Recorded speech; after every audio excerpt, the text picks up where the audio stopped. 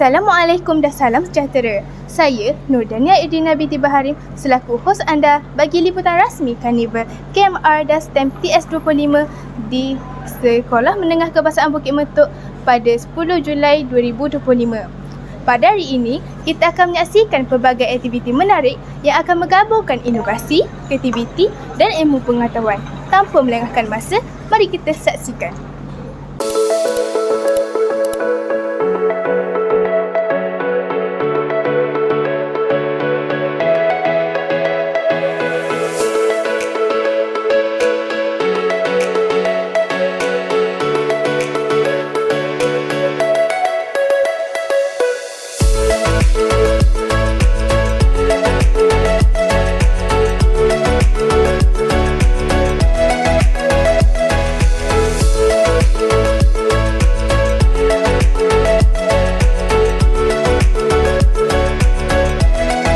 Assalamualaikum awak, boleh saya tanya beberapa soalan?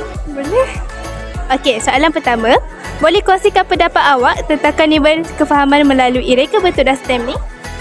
Bagi pendapat saya, program ni boleh membantu banyak pelajar melalui berbagai inovasi reka bentuk, teknologi dan boleh memajukan kerajaan ataupun negara melalui idea-idea menarik.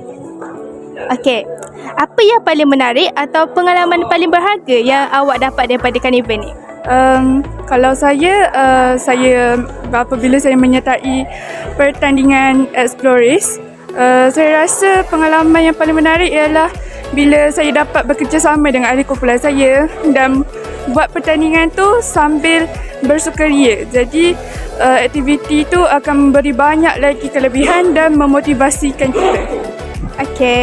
Okey, yang terakhir, harapan atau pesanan awak untuk program macam ni pada masa akan datang?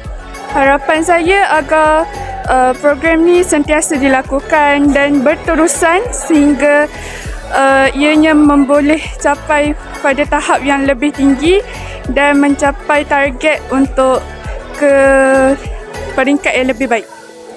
Okey, terima kasih banyak atas perkongsian. Sekian sahaja untuk episod kali ini. Jangan lupa like, share dan subscribe channel kami untuk mengetahui video-video yang selanjutnya. My BMS Channel, Sensation and Informative.